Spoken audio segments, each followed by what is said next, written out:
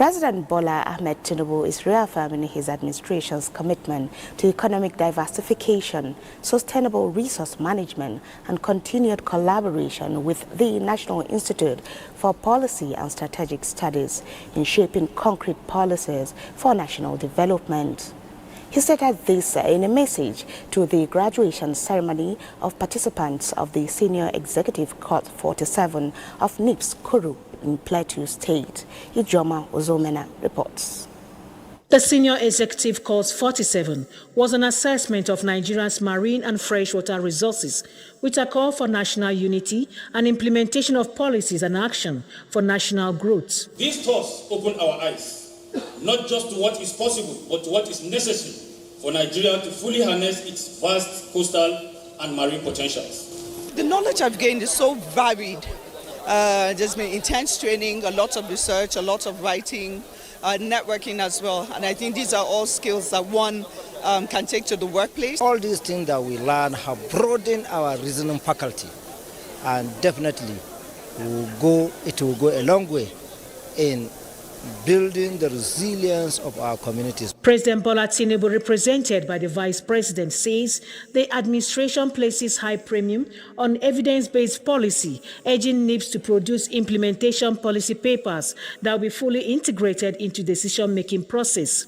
Academic excellence is the foundation, but implementation is the true test. Policies must be realistic, fiscally responsible, and sensitive to Nigeria's social and political context. Your horizon has been widened and broadened, and that you have been challenged to become a solution provider to our national development. For NIPS management, the course also comprehensively reviewed Nigeria's security architecture with emphasis on maritime, cyber economy, and community security systems. In Jos, Ijoma Ozemena, NTA News. Meanwhile, the first ever commercial flight has landed at the Ekiti State Agro-Allied International Airport from Abuja. Passengers of the flight, including the Senate leader and 3 former governors of Ekiti State, were received by the Executive Governor, Biodun Abayomi Oyebanji. Tayo Osho tells us more. History was made in Ekiti State with the inauguration of commercial flight operations at the Ekiti Agro-Allied International Cargo Airport. The airport, conceived in 2010 with the aim of unlocking the tourism potential of the state and to foster economic opportunities in education, agribusiness, trade and logistics, is now a dream come true. Ekiti State Governor Biodun Abayomi says the commencement of the commercial flight operations at the airport is a new chapter in the transportation infrastructural development journey of the state, which is a testimony of his administration's commitment to the shared vision of a modern and prosperous state. The governor thanked all who supported the projects and appreciated President Bola Tinubu for his policy that made finances available for the completion of the project. With this airport, we are bringing the markets closer to people and more closer to us. I therefore urge the people to seize the opportunity that air connectivity brings and tap into the imaginable economic potential that aviation sector can bring about. The Ekiti Agro-Allied International Cargo Airport is a moderate facility featuring 3.2-kilometer runways, taxiways, aprons, and a 3,000 m² passenger terminal equipped with full ME system. In Ado-Ekiti, Tayo Osho, NTA News. In other news, the chairman of the Nigerian Legion, Morenike Henry, is appealing to members of the public to support and donate to the annual Emblem of Bill Fund, urging Nigerians to honor fallen heroes and support veterans and their families. The appeal was made while presenting support items to widows of fallen heroes at the Nigerian Legion House in Abuja. Ekene Ndului reports. It is a gathering dedicated to honoring the memories of brave men and women who paid the supreme sacrifice in service to the motherland. The Nigerian Legion is reaching out to widows of fallen heroes with palliatives, reassuring them that their sacrifices have not been forgotten. You are not alone. The chairman, Nigerian Legion, urged Nigerians to use the period to support the Legion's Emblem Appeal Fund, describing the initiative as crucial to addressing pressing welfare needs of veterans, widows, and families of fallen heroes. We want to assure our widows that they are not forgotten, that we are still with them. The Nigerian Legion staff, we're all with them at any time, at any minute. We should just use this one to celebrate the Christmas with them. For the widows, this display of compassion and solidarity by the Nigerian Legion served as a powerful morale boost, providing reassurance that they are not alone in their struggles. It's giving us hope, making us feel at home, making us feel happy.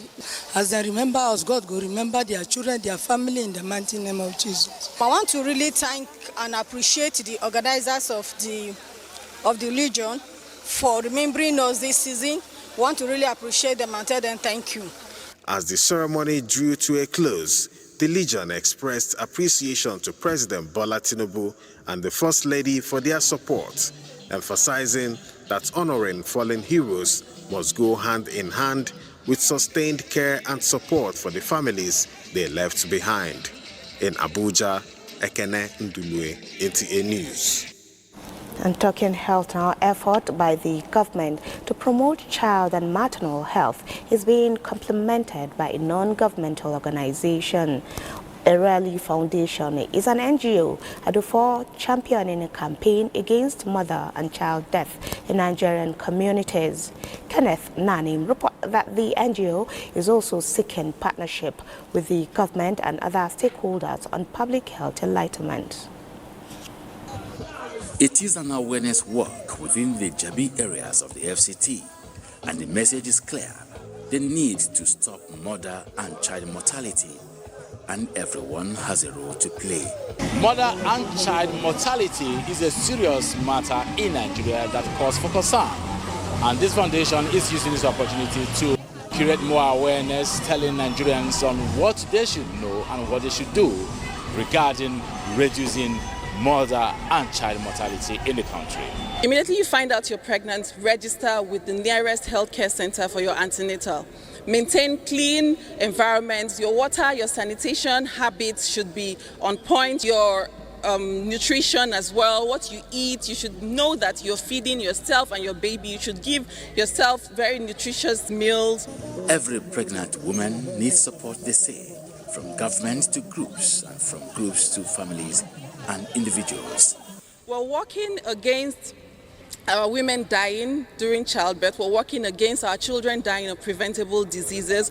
We're working to say no. A group of like minds willing to deploy their expertise at no cost to save lives, especially pregnant women and children in the rural communities, but needs to be well mainstreamed for effective service delivery. Awareness is the key point. That's what we are doing, because what you are not aware of is bigger than you, no matter who you are. It is also a work to urge relevant authorities to pay more attention to health facilities in the rural communities. Kenneth Nanim, NTA News. Similarly, Down syndrome is not a disease and cannot be cured. But this clinical fact, the Down Syndrome Foundation in Nigeria took its sensitization train to Wuse Market to enlighten Nigerians on the condition in order to build an inclusive and friendly society for Down syndrome individuals.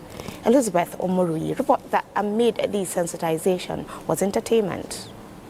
Down syndrome, a medical condition associated with developmental delays and mild to moderate intellectual ability. Most persons affected with this condition find it difficult to integrate and live normal life.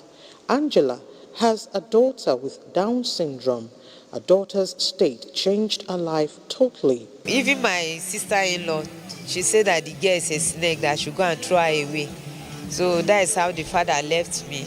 I'm just managing with the girl through Bibi Nkere, through my church. This market sensitization is one of the means to reach parents and government for effective support. So many of them have died due to lack of health care provision by the government or by the society. But now we have trained most of them to become self-advocates, to begin to ask for their rights by themselves for inclusive health care for them and for other people with disabilities. From agencies, public-spirited individuals, yes, we've been having some sort of support, but the support is still not enough. Down syndrome places huge financial burden on parents, and a Down Syndrome Foundation has been championing their advancement in healthcare, education, empowerment, and livelihood. In Abuja, Elizabeth Omori, NTA News. That's the news at this time. Weekend continues, but that will be after this break. Stay with us.